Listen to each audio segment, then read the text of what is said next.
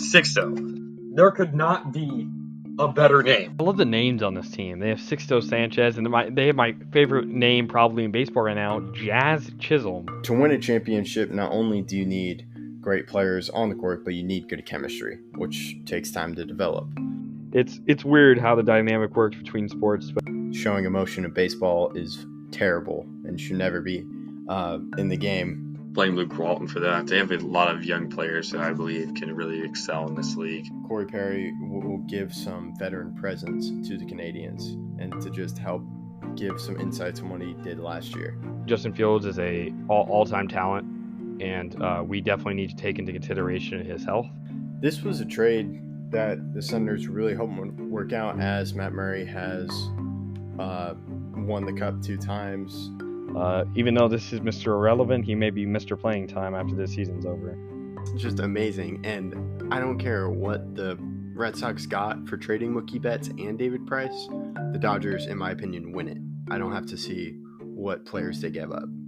Charlie McAvoy is, I think, a Norris contender, a top 5 Norris contender this year. When Jerry Jones and Stephen Jones make jokes about not valuing the safety position, well, we can make jokes about you not being in Super Bowl for 20-something years, but I feel like Luka will take that next step, and if he can get a 3 ball consistently around 35%, I feel like they could become a contender. It just goes to show the offense for the Dallas Stars could not keep up, and when the defense needed to step up, the Lightning's offense just overpowered them. Yeah, I was impressed by their game. Braden Point, Andre Palat, Nikita Kucherov, that was the best line in the playoffs, no doubt. What's up, everyone? This is Justin Goldman from the Goalie Guild and Lift the Mask, and you're listening to Outsiders Opinions with Austin and Kevin. What's up, y'all? Welcome to our NBA opinions for the week. Again, we're recapping the NBA Finals. The Warriors were able to pull it off in Game 6, and Steph Curry finally got his Finals MVP. So we're going to talk about a lot of things so far, but the one thing I want to talk about with the Celtics is a major reason they lost yesterday's game and like the series was the turnovers. They ran the offense through Tatum or Jaylen Brown, and it just seemed like they were careless with the ball. They averaged 16.2 turnovers. Austin did the math to help me. 16.2 turnovers per game. They had 23 last night, and that just fed into the Warriors' defense, and defense leads to offense. So I think one thing for the Celtics that I would think should be their main priority is either find a ball handler or have Tatum and Brown work on their ball handling. I'm thinking like if they could get a point guard like Jalen Brunson, or to a higher degree Chris Paul, because those two players just stick out in my mind of not turning the ball over when leading an offense. Chris Paul has done it a lot more than JB, because JB's just done it this has really been like his 1 year where he's like really grown into that role. I don't know how you feel about that, Austin. What do you think? Yeah, the big part of this is the fact that Jason Tatum is the first player ever to have 100 turnovers in a playoff run. He only had a 98 offensive rating, which is terrible. His team had a 106. He had a 98 offensive rating. He shot 36.7% from the field. He only really had one good shooting game, even though he shot well from 3. He also shot 65.6% from free throw, made 21 of 32 on free throw. He just wasn't clutch. They should have ran more of the offense to a guy like Al Horford, who last night had on 6 of 8 shooting, 4 or 5 from 3, made both of his free throws last night, and had 19 points and 14 rebounds, 2 steals, 2 blocks. He's just a much better shooter, it seems, than Tatum. And Tatum's forcing everything. He led the finals with 23 turnovers, most turnovers in the finals this year. And people compare him to some of the other great players in the league, but I really don't see it. Boston, I really think only got to this point because of a guy named Chris Middleton being out for the Bucks. With the second best player on the Bucks, I think they easily make it out of that series and probably win the finals again. They have a lot of work to do because Brown and Tatum both turn over the ball way too much. The top 3 guys with the most turnovers during the finals, in order, were Tatum, Brown, and then Marcus Smart. It was the Celtics turning the ball over at an inordinate amount, and I think they should run the offense more through shooters who can just catch and shoot like Horford, and they find maybe another guy in the draft. Also, a guy I have to shout out, Robert Williams, who had 5 blocks last night and is averaging 2.8 blocks for this series, zero point 0.8 steals. Great defensive player, very underrated. And I feel like he was a catalyst for their team when Tatum continuously shot poorly, shot 6 of 18 last night. He just wasn't a clutch player. And Curry, Wiggins, they both came to play. Thompson, while he struggled shooting the entire series, at least was better defensively than I think a lot of people give him credit for, as he averaged over a steal. But that was mainly because Boston was being careless with the ball. Yeah, and on Robert Williams, like, he was incredible. Some of the blocks were amazing, and he's been dealing with knee soreness this entire playoffs and playoff series. So on to Jason Tatum, I wasn't really impressed with him. I think if you look at the series, the best player overall, I think, was Jaylen Brown. Even though we talked about his turnovers, then I think Robert Williams is second, and then we can also add Al Horford, and then I have Tatum. But Tatum didn't make it to the top and did not play well. And you mentioned some of the stats. I heard one stat that he was 18 of 51 in the paint this whole series, which is just not good. What do you got? Another stat that I think is actually crazy, he had 2 points in the entire second half last game. Wow. And he was guarded by Wiggins. Yeah, and Wiggins dominated him. I would say right now, if I would rather have Wiggins on my team than Tatum. Because I won't go that far. Wiggins was out rebounding basically everyone on the court. He averaged 1.5 steals and 1.5 blocks. And when he's hot, he can shoot very well.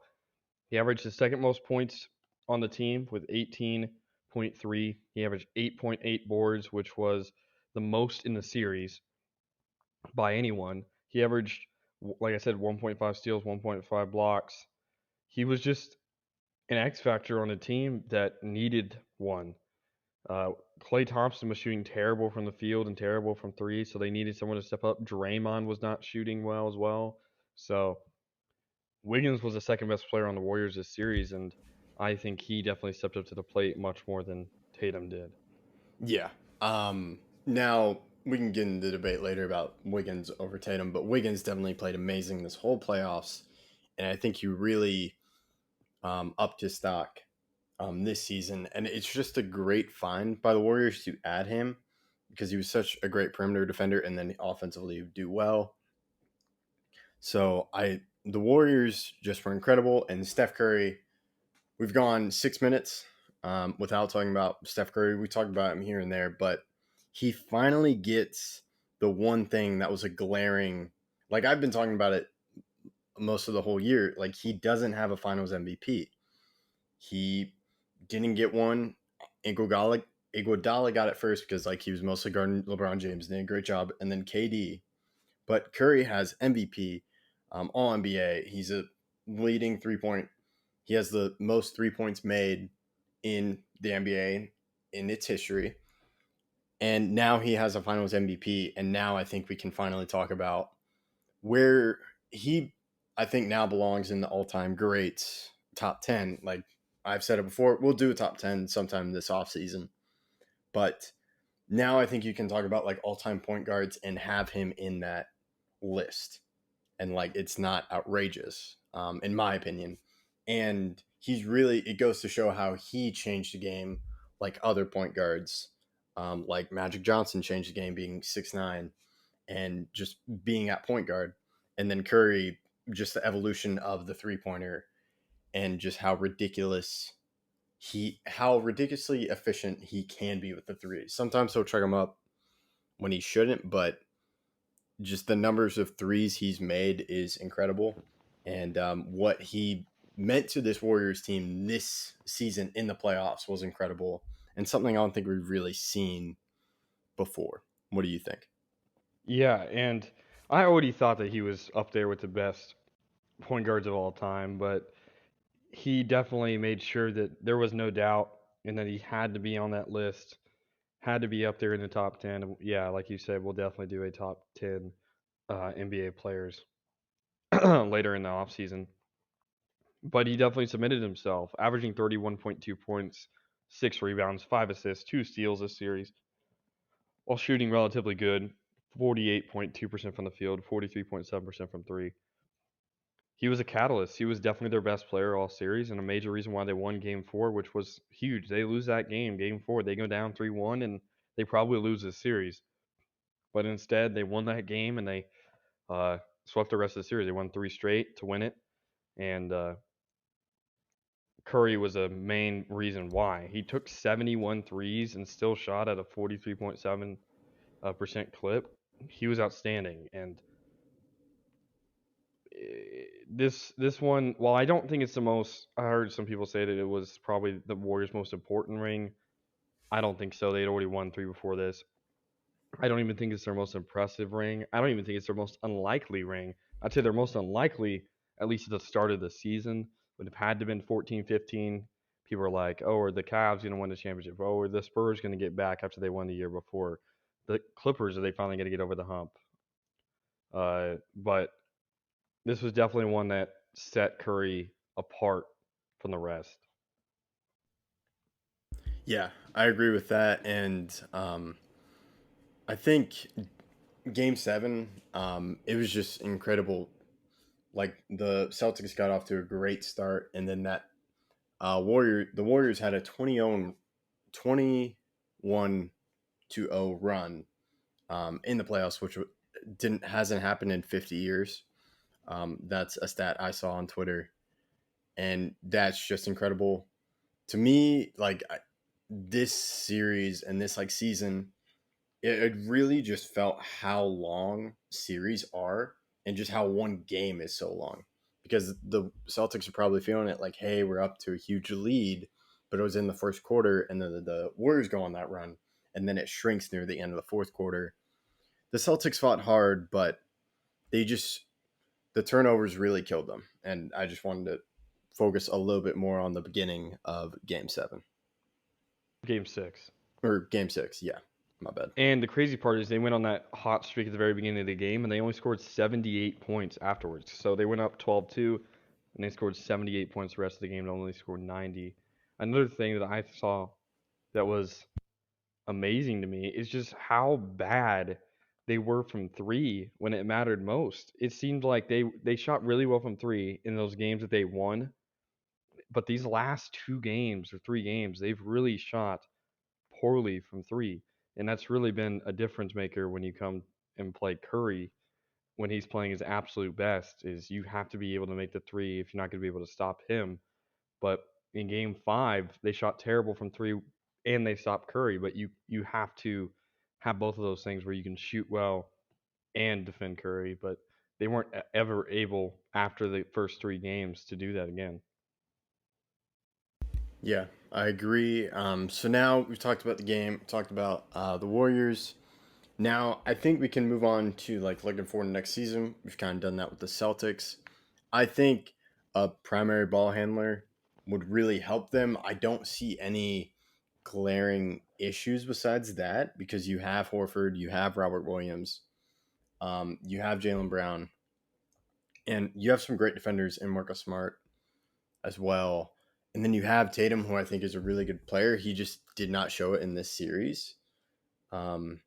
So I think just if they get a point guard that can just handle the offense, and then you can mix in Tatum, but someone that doesn't turn over the ball, I think would really help them and maybe push them over the hump. Even though it would be tough to go through the East again when all the other teams are healthy. What do you think about that? This was a Celtics chance, and it's going to, I think it may be a while for them because the Heat are still right on the cusp. The 76ers haven't even made to the Eastern Conference Finals yet, and I think they have a significant chance as long as Embiid's healthy.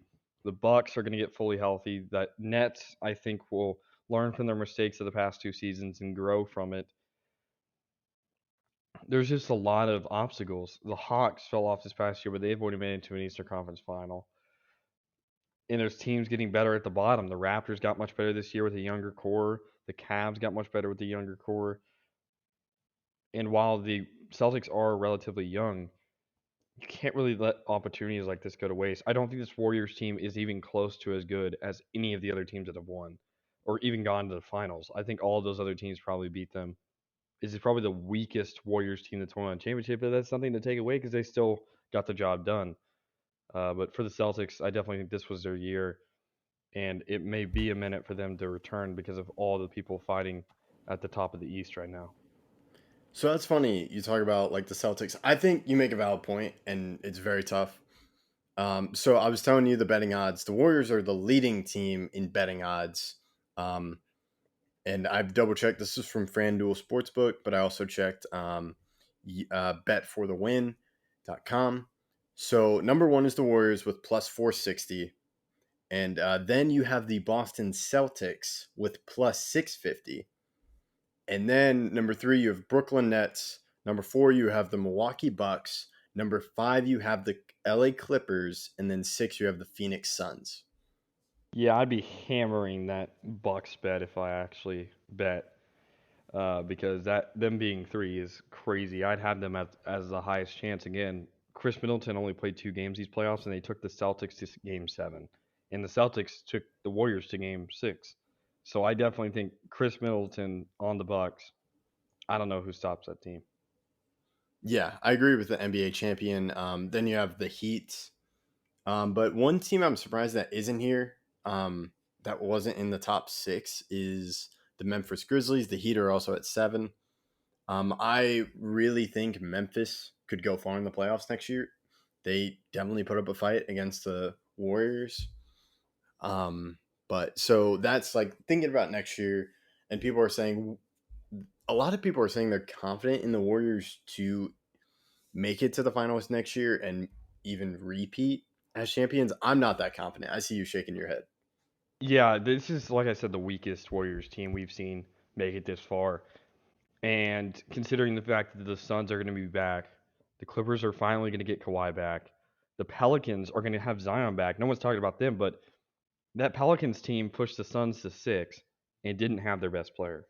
And I really think Zion is that good. They're going to have Herb Jones. They're going to have Jose Alvarado. They're going to have Trey Murphy, all these young guys who are all rookies last year, those last 3 people I just mentioned, continue to push forward and continue to move this team forward. I really think that the Pelicans could be a good team. The Mavs just traded for Christian Wood, which I think is a huge move. There's also, like you mentioned, the Grizzlies, another team. The Nuggets are getting back Jamal Murray and Michael Porter Jr. Add those players to Jokic and a good draft, and I definitely think that they could make some noise as well. This West is going to be crazy good very soon, and I would not be surprised if the Warriors didn't make it out of the second round next year. Yeah, I totally agree. It's so hard to get out of the West. Like maybe the Mavs could go on a run. I'm not that confident, but the Nuggets are huge. They also have Bones Highland, a rookie this year. He could come off the bench, and then you have Jamal Murray back, Michael Porter Jr. They made a trade to get the 30th pick. So I think that I would probably believe more in the Grizzlies, and there are some other moves we may see. The Utah Jazz may try to break up. There have been rumors about the Hawks wanting Rudy Gobert. So maybe someone gets Clint Capella in the West. However, I think this Warriors team will still be competitive. It's just there's going to have to be something more for them, for me to believe that they can make it back to the NBA Finals. If it's Clay having better shooting, or it's Kuminga, Wiseman, or Moody, maybe all one of 2 of those 3 guys stepping up. Like they have young players that I can totally believe in. And maybe if Poole gets better on defense, it's just I need those younger players to step up because the big 3 with Draymond, Clay, and Curry, they're like slow. You can see that they've kind of peaked and they're on the downturn now. They can still be good. It's just they're not. It's tough, and they need younger guys to help them. What do you want to add? The only guy I'd push back on is Curry. I don't think maybe Curry. I wouldn't say Curry is falling at all. He had one of the greatest series I've ever seen from a point guard averaging as much as he did and as good as he did. But Clay shot terrible. Dre, besides Game 6, played terrible. Those two players are going to have to step up and start leading this team with Curry. This was the Curry show. If Curry does not play, if Curry plays like on a downturn like everyone else did, they would have got swept or probably not even made the finals. Probably the Grizzlies do.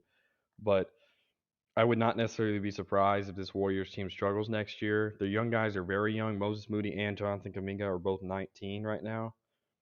Wiseman's had a lot of injury trouble. And as those guys get older, Curry's always had bad ankles. Curry could get hurt. Draymond could get hurt. Clay has already been out for over 2 years, so he could get hurt. And while I don't wish any of that to happen, it definitely could be a factor because the Warriors are a team that is built on their depth, and they always have been. Like if they don't have Gary Payton, who played insane defense this series, like do they win? Because he was guarding Tatum and really Tatum was struggling against him, and Tatum was struggling against Wiggins, and then Brown was struggling against both of those guys. But this team's definitely going to have to look in the mirror and see how they need to change moving forward because they're not a team that I think can just bring back the same guys and do it again. Yeah, I would agree. I need some development, and maybe a rebound from Clay. You don't know. So we talked about the odds, and then Draymond. He just had an incredible Game 6, or incredible compared to what he was playing throughout, and he just played very well, which I think helped clinch them the series combined with Curry. Yeah, I totally agree. So this is Clay's masterpiece. I mean, not Clay's. This is Curry's masterpiece. This is his. He's never going to top this series. Yeah, it would take way too much. Yeah, he had 47 in Game 4. 43. 43. Okay, 43, and then he had 32 last night. Yeah, he averaged 31 point something. Yeah, and he averaged like 48% from the field. Yeah, 48% from the field, 43.7% from three. Wow. So yeah, just incredible. I'm happy the Warriors got this, and Curry got his Finals MVP. So, if you're a sports betting person, Austin said the Bucks. I would kind of also lean towards the Grizzlies, or the Nuggets. The Nuggets odds are insane. I don't really understand betting, but I think the higher number, the more you can make. Yep. So it will be interesting to see. Do you want to do a finals prediction? Sure. We still need to see a lot. This one really doesn't make any headlines or anything because it's not all that important what we say right now. I'd more push it. I had the Warriors making the finals back when I made my early predictions, like when we did our full predictions, but I had the Nets playing against them, and obviously that didn't happen. But if we had to predict what happens next year, I would say the Suns versus the Bucks again.